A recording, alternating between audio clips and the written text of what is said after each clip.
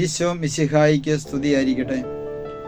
യേശുവിൽ സ്നേഹം നിറഞ്ഞ സഹോദരങ്ങളെ, എല്ലാവരെയും DFM ചാനലിലേക്ക് നമ്മുടെ കർത്താവായ യേശുക്രിസ്തുവിൻ്റെ നാമത്തിൽ സ്വാഗതം ചെയ്യുന്നു.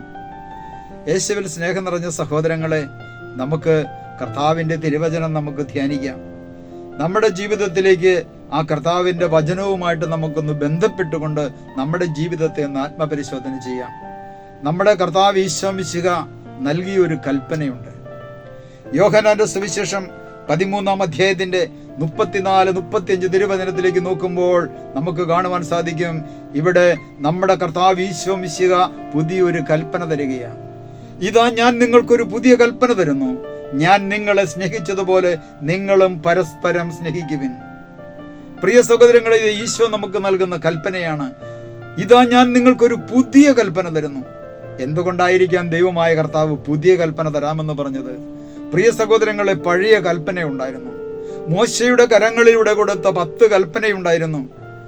അത് പഴയ നിയമ കാലഘട്ടത്തിലുള്ള വിശ്വാസികൾ ഇസ്രായേൽ ജനത്തിന് മോശയുടെ കരങ്ങളിലൂടെ ദൈവമായ കർത്താവ് 10 കൽപ്പന നൽകിയെങ്കിൽ, ഇതാ നമ്മുടെ കർത്താവ് ഈശോ മിശിഹ തന്റെ രക്ഷാകര ദൗത്യ പൂർത്തീകരണത്തിനായി ഈ ഭൂമിയിലേക്ക് മനുഷ്യനായിട്ട് അവതരിച്ചതിന് ശേഷം ആ ഈശോ പറയുകയാണ്, ഇതാ ഞാൻ നിങ്ങൾക്കൊരു പുതിയ കൽപ്പന. ഇന്നലത്തെ 10 അല്ല, എന്നാൽ ഇതാ ഞാൻ നിങ്ങൾക്കൊരു പുതിയ കൽപ്പന തരുന്നു, ഞാൻ നിങ്ങളെ സ്നേഹിച്ചതുപോലെ നിങ്ങളും പരസ്പരം സ്നേഹിക്കുക. എന്നെ കേട്ടുകൊണ്ടിരിക്കുന്ന സഹോദരങ്ങളെ, നമ്മുടെ ജീവിതത്തിൽ നമുക്ക് മറ്റുള്ളവരെ സ്നേഹിക്കുവാൻ പറ്റുന്നുണ്ടോ? നമുക്ക് മറ്റുള്ളവരെ സ്നേഹിക്കാൻ പറ്റുന്നുണ്ടോ? നമുക്ക് മറ്റുള്ളവരെ സ്നേഹിക്കാൻ പറ്റണമെങ്കിൽ പ്രിയ സഹോദരങ്ങളെ, ആ സ്നേഹം പങ്കുവയ്ക്കുന്ന സ്നേഹത്തിന്റെ ദാതാവായ ദൈവത്തിന്റെ പരിശുദ്ധാത്മാവ് നമ്മുടെ ജീവിതത്തിലേക്ക് എഴുന്നള്ളി വരണം. ഈശോ ഈ കൽപ്പന കൊടുത്തതിന്റെ അടിസ്ഥാനം എന്തായിരുന്നു? അവിടുന്ന് വിശുദ്ധ കുർബാന സ്ഥാപിക്കുന്ന നിമിഷമുണ്ട്. അവിടെ ആ അന്ത്യത്താഴവേളയില് യേശുക്രിസ്തു വിശുദ്ധ കുർബാന അർപ്പിക്കുന്ന ആ നിമിഷം തന്റെ ശിഷ്യന്മാരുടെ കാൽച്ചുവട്ടിലേക്ക് ഇറങ്ങിച്ചെല്ലുന്നു.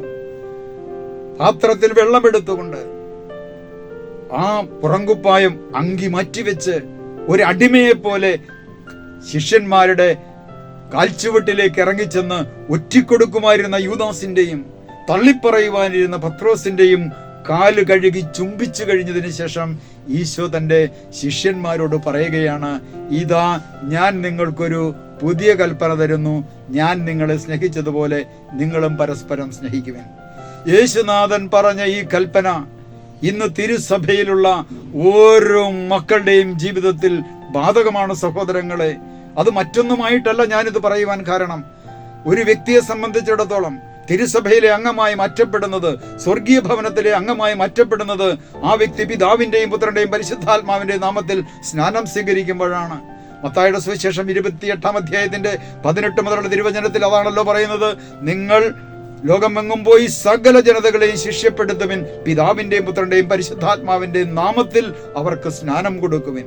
മാമോദിസ സ്വീകരിച്ച ഒരു വ്യക്തിയെ സംബന്ധിച്ച് ഈശോ വ്യക്തമായിട്ട് പഠിപ്പിക്കുകയാണ്, സകല ജനതകളെയും ശിഷ്യപ്പെടുത്തുക, പിതാവിന്റെയും പുത്രന്റെയും പരിശുദ്ധാത്മാവിന്റെയും നാമത്തിൽ സ്നാനം കൊടുക്കുക. പ്രിയ സഹോദരങ്ങളെ, ഒരു വ്യക്തി പിതാവിന്റെയും പുത്രന്റെയും പരിശുദ്ധാത്മാവിന്റെയും നാമത്തിൽ സ്നാനം സ്വീകരിച്ചു കഴിയുമ്പോൾ അവൻ ക്രിസ്തുവിന്റെ ഒരു ശിഷ്യനായി മാറ്റപ്പെടുന്നു.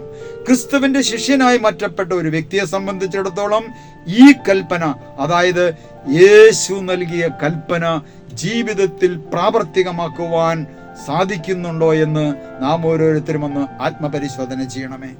നാം ഓരോരുത്തരും ആത്മപരിശോധന ചെയ്യണം. ഈ ഒരു ഒറ്റ കൽപ്പന നമ്മുടെ ജീവിതത്തിൽ പ്രാവർത്തികമാക്കിയാൽ മറ്റ് 10 കൽപ്പനകളും ഈ മേഖലയിൽ പൂർത്തീകരിക്കപ്പെട്ടു കഴിഞ്ഞു. കാരണം കർത്താവിനെ സ്നേഹിക്കുന്ന ഒരു വ്യക്തി, ഈ കൽപ്പന പാലിക്കുന്ന ഒരു വ്യക്തിയെ സംബന്ധിച്ചിടത്തോളം 1-ാം പ്രമാണം ലംഘിക്കപ്പെടുകയില്ല. കർത്താവിന്റെ ഞാൻ നിങ്ങളെ സ്നേഹിച്ചതുപോലെ നിങ്ങൾ പരസ്പരം സ്നേഹിക്കുക എന്ന ആ വചനം ജീവിതത്തിൽ പാലിക്കപ്പെട്ടാൽ മറ്റൊരു വ്യക്തിയെ ഉപദ്രവിക്കുകയോ തകർക്കുകയോ ഇല്ല. ആയതിനാൽ പ്രിയ സഹോദരങ്ങളെ, നമുക്ക് മറ്റുള്ളവരെ സ്നേഹിക്കുവാൻ യേശു പറഞ്ഞ ഈ കൽപ്പന നമ്മുടെ ജീവിതത്തിൽ നിന്ന് പ്രാവർത്തികമാക്കുവാനായിട്ടുള്ള ശക്തി അവിടുത്തെ പരിശുദ്ധാത്മാവിലൂടെ ലഭിക്കുന്നതിന് വേണ്ടി നമുക്ക് ഈശോയോട് പ്രാർത്ഥിക്കാം. നമുക്കൊരു നിമിഷം പ്രാർത്ഥിക്കാം. പിതാവും പുത്രനും പരിശുദ്ധാത്മാവുമായ ത്രിത്വൈക ദൈവമേ, കർത്താവ് ഈശോ മിശിഹ ഞങ്ങൾക്ക് നൽകിയ നിങ്ങൾ പരസ്പരം സ്നേഹിക്കുമെന്ന ആ കൽപ്പന ഞങ്ങളുടെ ജീവിതത്തിൽ ലംഘിക്കപ്പെട്ട നിമിഷങ്ങളുണ്ട്. മറ്റുള്ളവരെ സ്നേഹിക്കുവാനായിട്ടുള്ള കൃപയും അനുഗ്രഹവും അവിടുത്തെ പരിശുദ്ധാത്മാവിലൂടെ ഞങ്ങൾക്ക് ഓരോരുത്തർക്കും നൽകി ഞങ്ങളെ അനുഗ്രഹിക്കണമേ.